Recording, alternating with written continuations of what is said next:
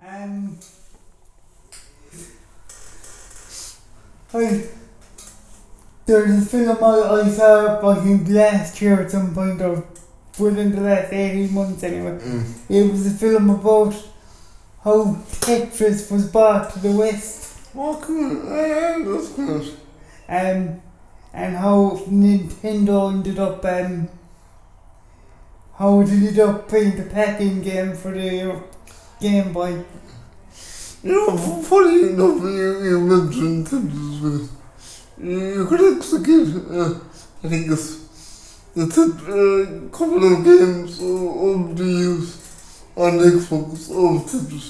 And in that game, you get videos of how Tetris was made and by who it was made by, and it's really good. It's like a mini documentaries in it about the Tetris. It was made by a guy called Alexandra something, I forget his second name. He was Russian. He was Russian, yeah. And apparently, you know, the music in Tetris, that's like a Russian folk song. It is indeed. It is an old Russian folk song called Karabushka. So it's because it was a traditional piece, they didn't have to pay a composer. Okay, I'm going to ask a psychology question here. Why is Tetris so addictive? That's a good question.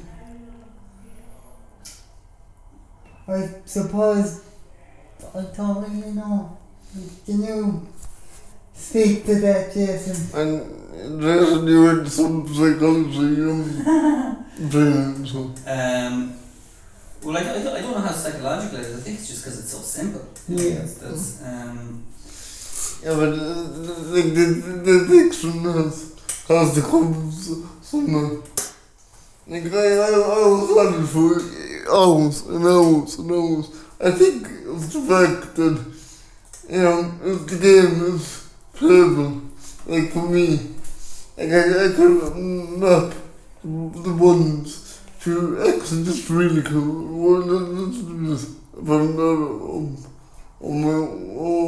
not actually on my whole within this,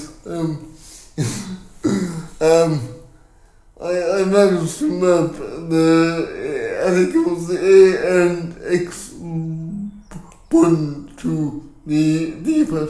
So the X was to bring the blocks down more faster, and the A button was to flip the blocks to the right. So I mapped those to the D-pad. So I managed to use one finger to manage them both left and down. It was really close. So it became a bit more natural for you. Yeah. Well, you did ask about why I suppose why it's addictive, and I know addiction is a very loaded word to be using, but why is it so appealing? Yeah. No, addiction will be low. Where you think you can't stop playing. I was at the balls. I was trying to beat my top score, and I didn't, but I couldn't get out of it. So that's an addiction. I don't know what is. Well, I wonder if it's something to do with your reward system, the human reward system, and the reward system of the game. Is that like you have little rewards where like you make a line disappear, and you have bigger rewards when you build up your shapes. And then you have the kind of panic that comes in when the screen starts to overload, and then the reward and the relief you feel when you've broken it down again, and then the whole top score thing. There's like lots of. Do you know what I would love though? And I don't think you can do it in English. I would love if you could keep like, you know, when you start off with blocks, couple of blocks, no blocks, and then you build up would love to do, if there was a way where you kept breaking them blocks, so you know blocks left. And like the job, it becomes like a kind of a thinking game. How can I do this? How can I break the blocks straight away without building up the blocks? Yeah. And not that kind of way. I love this thing. I'm pretty sure that's probably a game out there. No, that's Tetris. Okay. But that's your style of playing, and that's the thing that. Yeah, but I don't think you can do that. That's what I'm saying. I don't think you can actually As do in that. keep the screen empty. Yes. No. I don't think so. No. I don't think that would be a fun game then. Well, it would, because it would be, you would have to think. You would have to think, how can I do this? It would be possible, but you would have to consider what blocks to use, where to put them, Yeah. and how to do it. It would be, for me, it would be addictive. There's lots of variations of Tetris around, like, so you could develop your own. I wonder, are we back to AI then, saying, could you ask ChatGPT to program you a very simple Java game based on that prompt? With the videos, and that's how it goes. But back to the idea, like so Tetris, you couldn't stop playing. Was there any other games that were like that, or so is it back to like because it's so simple and because? Oh no, it's another game. There's another game like Tetris, but without the falling blocks. You put the blocks in like a line, or diagonal line, or a straight line to break blocks. I don't know what it's called, but that's a little technical because the score, you keep going up the score. Okay, and but that sounds like a pretty simple game as well. That's another puzzle kind of game. Like, are there other video games that are more complex that you found yourself unable to put down, or is it easier? Is it harder the simpler the game is? I think it's harder the simpler the game is. I do. Yeah. Because you gotta, it's a fine line between too simple and not too simple. So that's the reward thing again, like it has to feel worthwhile. Have you ever played any of the board games of Tetris? No. There's a few different board games you can play. Like if there was a physical version, do you think that would appeal to you? I wouldn't even know what that would look like. There's more than one. There's one that's called Table Tetris, where you're playing against another player and you have to fit pieces within a predefined space, like within a board that you have, and the person who wins is when the other person has no space to put their piece. So you still have to think about like how Tetris pieces fit on a space. And then there's another Tetris game that's a bit more complex, where you have an actual frame that you drop pieces into, like Connect 4, and then you pick cards to tell you what your next piece is, and there's two players racing against each other to score points. That's a bit more. It's a bit more complicated and not as fun looking. But we have the table Tetris at home, and it's great for a few minutes of diversion. But I don't know that you'd spend like hours and hours and hours and hours at it, like with the video game version, What about Space Invaders, Rick? Have you ever played Space Invaders? No, I played Pac-Man on the PC.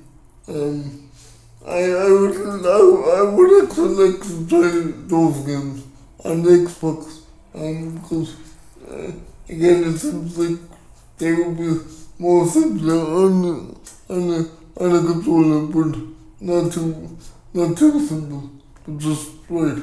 So I kind of like those games where it's not too hard, but it's not too easy. You can physically do it, but you have to think. You have to use your brain more than anything else. So you kind of forget about the physical aspect of playing and more about the psychological aspect. Those games I love those games. Yeah.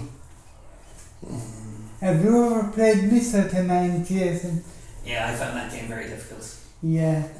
So Missile Command is where there are missiles coming down from the top of the screen in lines, and you have to send other missiles up to blow them up before they hit the ground. That's what's all about timing. I played it. Well, yeah. Have you? Okay. What did you play on? You're Oh, you played on the entire. Okay, you go. So yeah. Okay, very good. Yeah, I could never get the hang of that. How about you? Yeah, me neither. What about like Centipede? Centipede was a great game. So Centipede was a bit like Space Invaders. Yeah. But there's a bit more going on screen. Yeah. So you're still shooting up a screen. Yeah. You didn't play that one. That's. I did play one with the aircraft. You were like in a fighter, and you would do fire and targets. Was that River Raid? Yes. That was my favourite game when I was 10 years old. I loved that game so much. That's early kind of top-down shooter. That's fun. Yeah, very good. So I mean, this is interesting because like that was your first time trying these really I won't call them basic, but like early retro games that don't have any of the flash or graphics that you're used to, and you still found them fun. Like that's. It'd be the music, it'd be nice though. That's a good point. Yeah. The sound production on them isn't great. Excellent. Okay, so we will plug that in after the show, so you can. I wonder is there like a MIDI program that you can get to where it makes 8-bit like sounds. There is an entire genre of music called chiptune. Oh yes. Which is all about making music using Game Boys and so using the actual hardware from video game. You do know that if you download GarageBand, and there's a pack called 8-bit in there. Yeah. Use.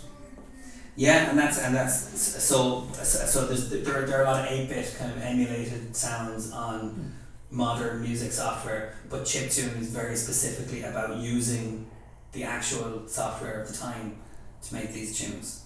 So like people would mod their Game Boys or mod their Sega Mega Drives to create sound and to make tunes out of that, because there's, I don't know why, I suppose there's something kind of satisfying about, something authentic about using the actual circuitry from those times. You know? Oh, you know another one I loved this Snake. Yeah. Snake.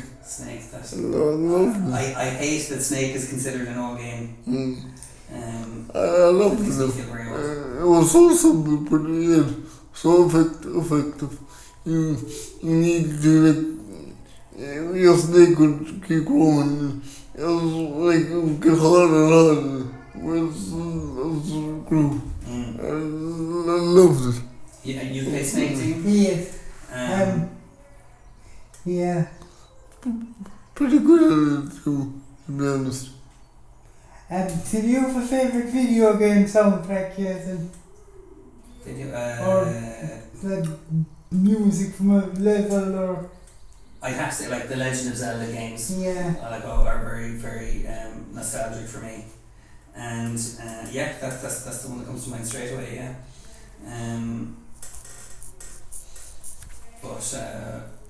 and Super Mario, like all the really kind of classic old school stuff.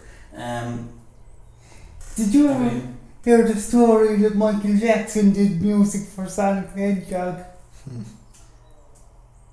I've heard that. All right. I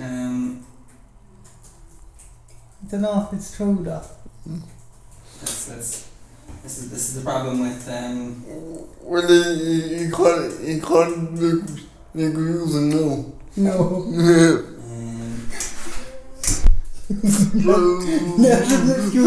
Pick up his phones and like play him like a xylophone. Okay. You know, like in like I don't know Max Fleischer cartoons and from like the 40s and stuff. Okay, I'm not sure how to transition out of this conversation. Look, It's going to be clumsy one way or the other. we have opinions and so every opinion is felt if we're not felt equal, so. Okay, very diplomatic. Would the human skull be sturdy enough to use as a bongo? I don't know. Okay. So, I think it might be a good time for me to see if someone wants to come in and be a guest. Can I leave you two alone for 30 seconds? Yeah. And we haven't done quote of the day in a while, so we might do that before we finish up as well. Okay. Behave yourselves while I'm on. One second. I got a quote in the middle. Okay, let's hear that and we'll be thinking about it.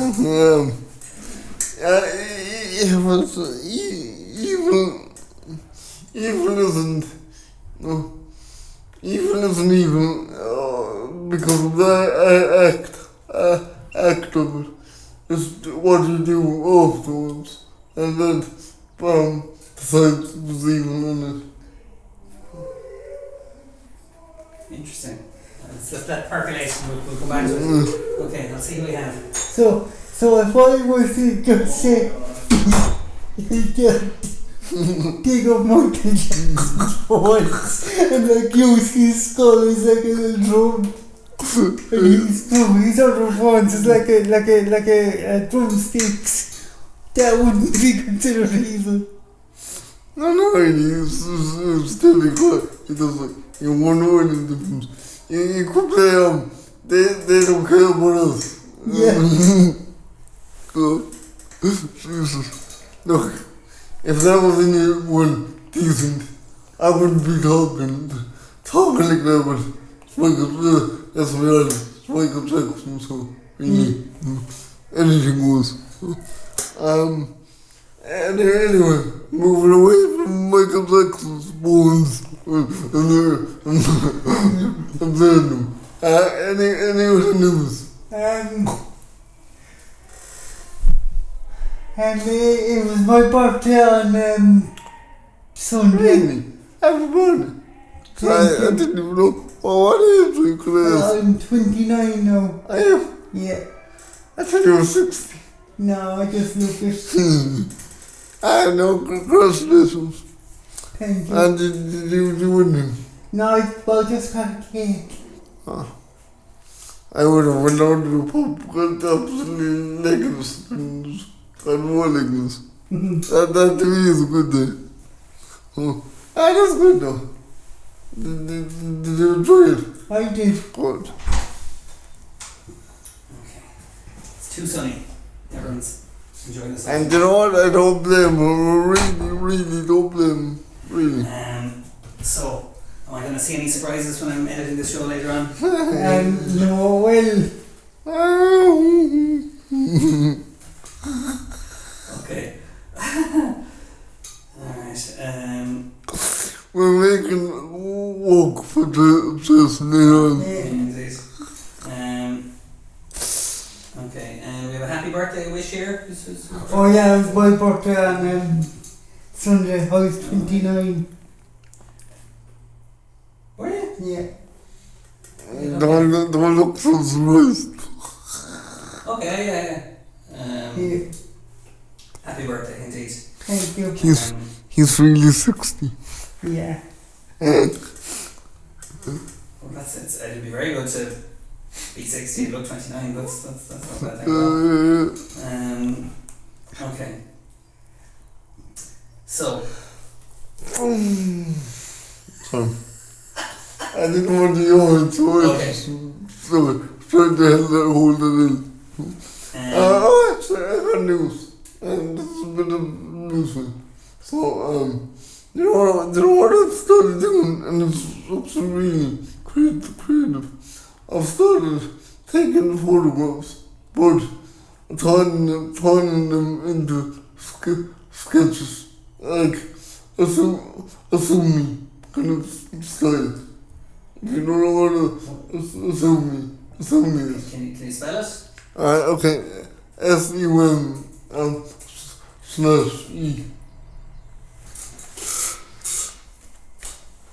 Okay. Sorry, no slash, but line, whatever the line.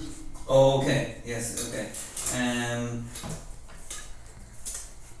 So it's like yes, Sumi 8 probably. Yeah. So that's the Japanese ink painting style. Yes. I've got some images that up here which are quite nice. Sumi 8 means black ink painting in Japanese. So, Ian, tell us more about that. What have you? So sorry, you're thinking, sorry, that doesn't look good. Anyway, like my body can't think I have to do what No, that window, if you're sitting by that window with the sun coming in, it's going to knock you out of here. Anyway, That's me all the time. I have a broken on my iPad called Affinity Photo. So AFFINITY, I think. Yeah. I think I got it right. Anyway, so it's like Photoshop. So what I do is I put a whole lot of effects on the photo to make it look like a Japanese sketch. So what I do first is I import the photo and turn the photo negative, import the photo to negative, and then what I do is I put a blend mode on the photo. So like color dodge. That would turn the photo white, completely white. You don't see anything.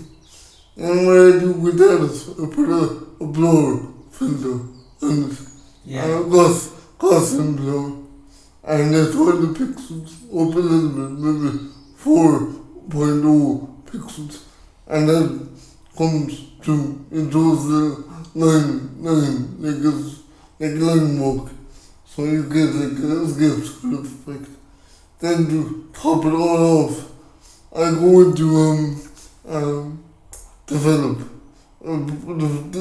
develop persona, and I put a softened image, so the ink looks like it's slow, like it's finger, like it's slowed the ink with the So it looks like the ink has been blurred onto a page. Yes.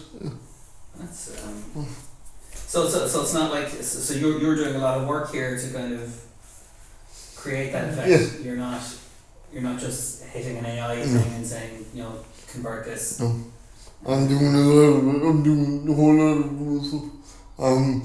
If you wanted to, then you could put on a brightness filter and turn down the contrast.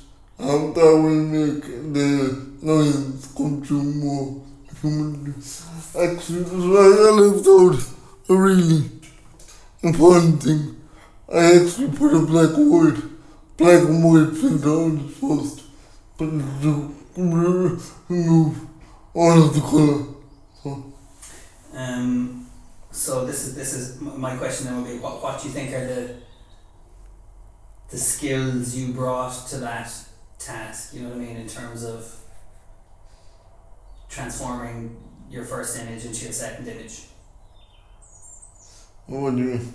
Well, yeah, like in terms of you're visually having to decide. You're having to break down that image. Yes. In your in your mind to decide what needs to be done, and then you have to find the tool within the software to do that, and then you have to be familiar enough with Sumi A style to know how that works. No. Do you know what I mean? Okay. I'm sorry, I didn't say this first. I actually downloaded a new Assassin's Creed, but in that, the text part and feudal Japan. But in that, you could do a lot of zooming sketches. Yeah. So by looking at them sketches, I was able to kind of get a mental picture what that looks like. So, and from there, then they transfer that into my work I do and affinity photo. So That's very cool. Did you ever see the famous Japanese painting of like a, I think it's like a wave? Yes, so that's the cover of one of X-Girls' albums, the Japanese band that Oh they're yeah. like, they use that as a, yeah. I meant to check them out, I don't know, I never did. They're not for everybody, that's for sure. But there we go. So I got one of these here. So there's one of them. Okay, will we try and get that onto the camera? Okay, so Dean, we're going to co-opt your camera now for a second. So this is an image that Ricky made on his iPad. Now, for comparison, can we see the original? And can I see it? Oh, sorry. Okay. So there we go. Oh, that's nice. Is that Killaloo? Yes. Very good. Is that the main road bridge? Yes. Okay, there we go. You recognise it. Okay. So let's see the original.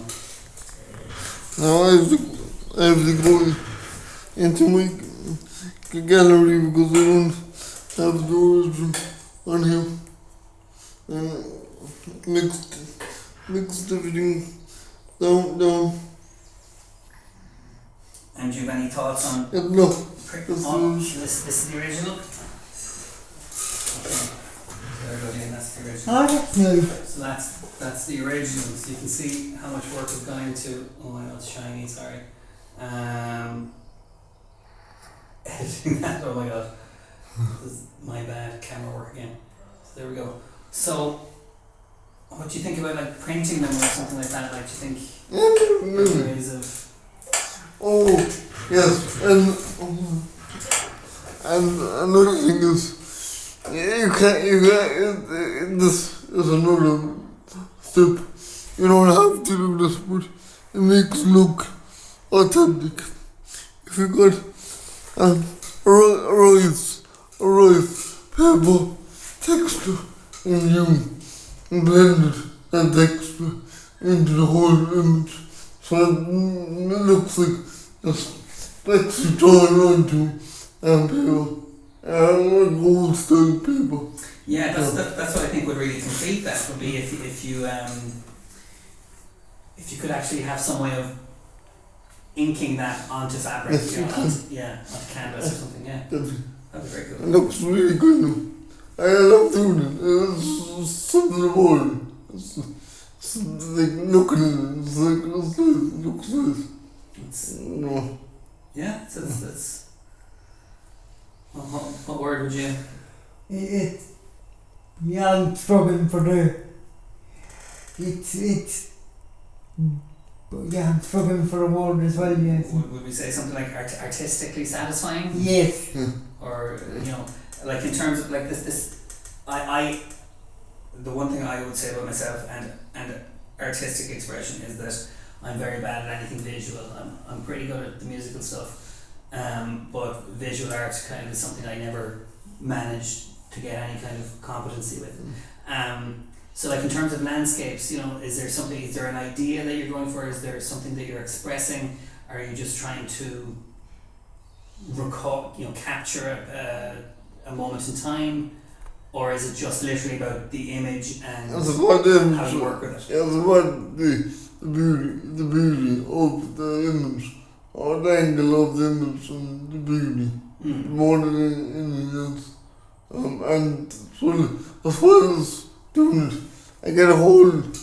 I always really weird, but I get a satisfaction out of doing it also, turning it into a sketch. Yeah, because it's a long process because you have to go and take that picture. You have to find the location. You have to find the spot. You have to be like. Did you know before you went there that you were going to take that photo? Did you say like, I want to take a photo of the bridge from this angle, or did you just happen to be there and you thought? No, I just went down the town and it just saw it and it was like, oh, okay, I'm going to take this. So I didn't pre-plan anything. So, all the way along the process, there was a certain uncertainty of whether it would turn out well or not. Yes.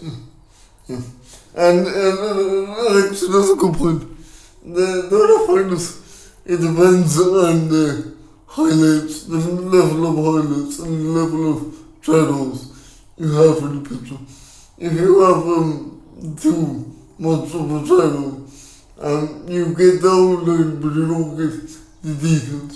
Like the picture there is if that was not enough level of board highlights and shadows, you would see the outline of the bridge, but you wouldn't be able to make out what the bridge was. You know what I mean? Yeah. So there's quite a lot of skill involved. I think so that producer you need to know about. You just need to know that you just gotta be aware that you need the right level of highlights and shadows for this to work. Because if you have too much highlights, it definitely won't work. If you got too much shadows, it might work, but you won't be able to make out the fine details. So does it ever get frustrating? No. Okay. Because I think it's a work in progress. Sorry, I think it's a work in progress. Because that to me is teaching me what to look out for, what not to do, and what to do. So yeah. Have you ever started to do one of those photos, but decided to yourself this isn't going to work, this particular photo, and what am I trying to say? I know. Do you ever have to kind of give up on something? Is that what you mean? Like, decide it's not working? Yeah, and this photo isn't good enough for the process I want to do. Or the word I use for that is curate. Yes. Do you ever have to curate your images to kind of decide which ones are most worth working on? Yes. So that's all part of it. Yeah, I mean that's a typical part of photography anyway. I mean you could take a thousand pictures and only have maybe 100 good images. So that's photography. You will never get all the pictures. Every single one you take good. That's just what happens. Even you talk to Nancy Gary about this, and she will tell you the same thing. Just, it's always the way. Her photos are lovely, yeah. And I have one last question before maybe we move on to quote of the day, which is it hard to decide when a picture is finished? Do you know, like, is there a point at which you go, it's finished, it's done, it's exactly how I want it? Or is it just that, I'm just sick of it, so I'm leaving it as it is? That's a good point. I actually, I'm a bit of a perfectionist. So I actually have to step back from that role. And that's really hard to do. I have to step back and just feel it like if I was a person looking at it and not doing it. And then they can decide if it's done. There is an old phrase about art that says you can't edit and create at the same time, so you do have to kind of change your your kind of mindset. That's something I still need to you edit as you create. Yeah. And does that stifle you then? It does. You kind of have to be, but there we go. Okay. Will we have some kind of maybe an exhibition or some kind of sharing of, if you want to bring in actual images, and I'll set them up so they can be shown on the screen? Yeah. You can talk us through them.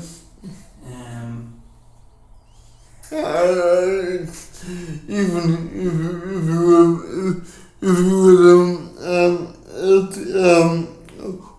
called HDMI lead. You could hook up to my iPad and I could show the process of doing a picture. Great. I don't know would that be possible. Oh, that's well. If it might not be possible doing it directly, but we could certainly set up a webcam, a top-down webcam for you to kind of do something. That would be great. To do on screen in real time. That would be very great. I have one more question. Would you ever do portraits of people? Yes. And it's funny enough, it works better with people. Excellent, because I could see a wall of portraits of everyone here Yes. in that style. Would be a very worthwhile project. Okay, so will we move on to quote of the day? Yes. We also do famous birthdays. So on April 8th, I think there's only one name people are going to know. Well, there's Kofi Annan, Oh yeah. who was head of the UN. Vivienne Westwood. Oh yeah. Yes, I'll just have to remember something. Oh yeah. Wasn't Kurt Cobain found on April 8th? That I don't know. I think he might have been, or might have been April 5th. That's it. I know it was around now. Oh, actually talking about Cockabell. I don't know if anyone knows this already.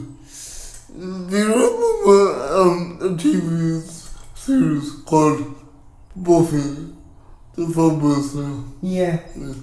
Remember what season, I think it was season 2 or 3, a young girl called Dawn came into it. And when that actress she passed away a couple of weeks ago. That's true too. Yeah. You may feel something. Yeah. It's a big loss, really is. Yeah, she was a big part of that show.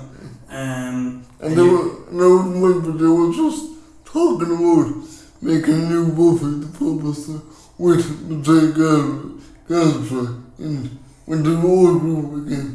Oh, I didn't know that. Yeah. I knew it was being rebooted, but I thought it was going to be new people. It was, but then they asked Jay Galbraith, did you want to return in most of the cast? So I don't know whether Alex said that they going to play one of the friends. Yes, I don't know what happened with this, but he got a bit wobbly on his neck there for a minute, so he has a twin though, so maybe they could just get his twin. Oh, maybe. And you were right about today's date, Dean. So it's that somber date. Yeah. Those people, okay. But Vivienne Westwood's birthday, you're familiar with her? Yeah, he was in with Malcolm McLaren in like the Sex Pistols. Yeah, she's a punk fashion designer. Yeah. Okay. Will we do? So here's a quote. Let's move on to that. What do you think about it? Oh, let's go back to. I think you guys didn't discuss it while I was out of the room. Okay. So go back to it. We kind of did, but we went off somewhere else. Oh, did it? It didn't take long. I wasn't gone that long. Okay, let's go back to it. So what did you? So evil isn't the act. Evil is what you do afterwards that makes a difference. Interesting. Okay, team. Could you say it again? Evil isn't an act. It's No, evil isn't the act. It's what you do afterwards. I'm struggling a bit here now to. So what when I Well, let's tease it out. But we're doing classic kind of because you know what you mean by it. So what I usually like about quote of the day is throwing you on and things. And throw myself in the deep end. But so the evil of an act is in what happens afterwards, not in what happens self. What about what happens before? What about the intention? Yeah, I didn't think about that. But, yeah. Well, okay. I'm not going to talk because we're going to get away. So, yeah, but okay, so that's the thing that comes to my mind immediately. We'll tease it out a bit. What about harm? Is this what we're talking about? Is that the harm of an act rather than the moral judgment of an act? Because that's something that comes up in Buddhism a lot, isn't it? There was. I'm setting you up. Yeah. I'm wearing the top, but I can't because I'm going to give it away anyways. Oh, and it's important to know what you meant by it. But like, give us a chance to kind of, roll it around a bit. Sorry, Rick. I'm still this is. I think you kind of broke my brain. I didn't. There's something I want to say, but I can't figure out the words to say it. Okay. That's right. Do you want to say more about what you meant by it then, Rick? Okay, so what I meant is to say you can create evil and do evil acts, but are they truly evil if you own up to all those and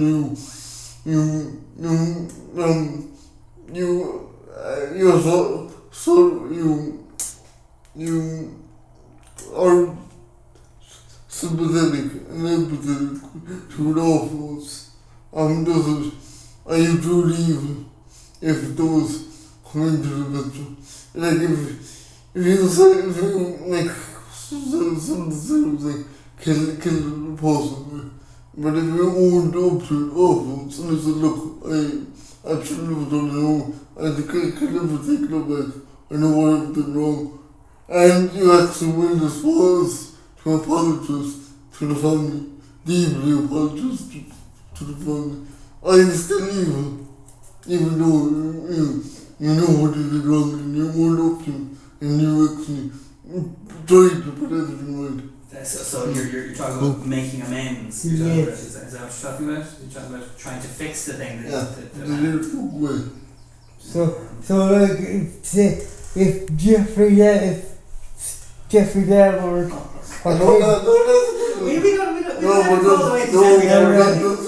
like Ted Bundy, his victims' families and like deeply apologised and showed a bit of remorse from whatever for. Well, not a bit, but he did show remorse. Would that still be considered evil, or would that person still be considered evil? That's what I'm trying to get at. Yeah. It's a tricky one. It's thought provoking. Well, it's not. It's not really, because what's tricky about it is people's feelings come into it. We know feelings aren't logical. We think with our feelings half of the time. We don't think with our logical brain half of the time. So, what is right might be right to people because their emotions come into it. Right, but harm can be identified logically. Yeah. Can't it? And psychological harm is real. It's not. Definitely, but so can remorse and sympathy and empathy. And true remorse. That's logical stuff. But we don't tend to see it because, again, we think with our emotions and not with our logical brain. Interesting, okay.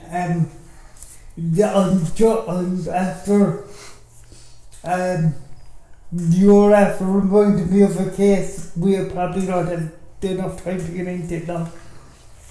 That happened in Canada in 2007, where like a severely mentally ill gentleman killed someone on a bus. Mm-hmm. And Afterwards, he was he was like really remorseful, Yeah. and actually he wanted to. He asked him to like execute him. Right, that's pretty dark. But yeah, I mean that's a more complicated situation. No, but that's fine though. That's a good. It's a good debate to bring up and read this. No matter how dark it is, it's a good debate to talk about. Sorry, we could have really put a trigger on it. Yeah, and okay, well let's sorry, but everything is filed. These things are filed. These things need to be told, need to be discussed. It's true, but if I'm going to be blunt about it, I'd rather not end the show on a downer. Do you know what I mean? Yes. So let's try a couple of minutes on the quote of the day that I found, which is by someone called Peter Drucker, who I don't know. I will find out who he is. He is an educator who said the best way to predict your future is to create it. Best way to predict your future is to create it. Like, create the future you want to have. One way I was say it is step by step, or just like take every movement that comes along. Because if we say the latter, that's possible.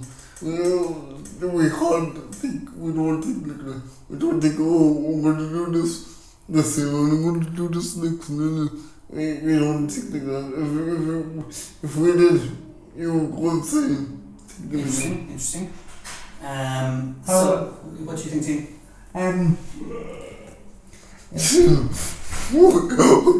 Very ominous that was happening. Later on when you're editing this, can you like enhance that? I'll add some reverb delay with yours. And like try and louden it a bit. You know what you could do? You could get this like an audio screen guard, if that's the thing. I'll make a ringtone. Yeah. On that note, It counts like. Yeah. Yeah, you could have it on the soundboard. Here we go. Maybe I can do that. We can have it on a button next week for certain moments where we need to break the tape. Okay, I think we found our light-hearted moment to finish on. So let's wrap up there, guys. Who wants to do the sign-off? Thank you lads for listening. This has been Harmony FM. I've been Dean Kiley. With me as always was Ricky Coonan and Jackson Noon. You have been Dean Kiley. You are Dean Kiley. You will always be Dean Kiley. Yes. Or, I don't know. Okay. Thanks everybody. I don't know.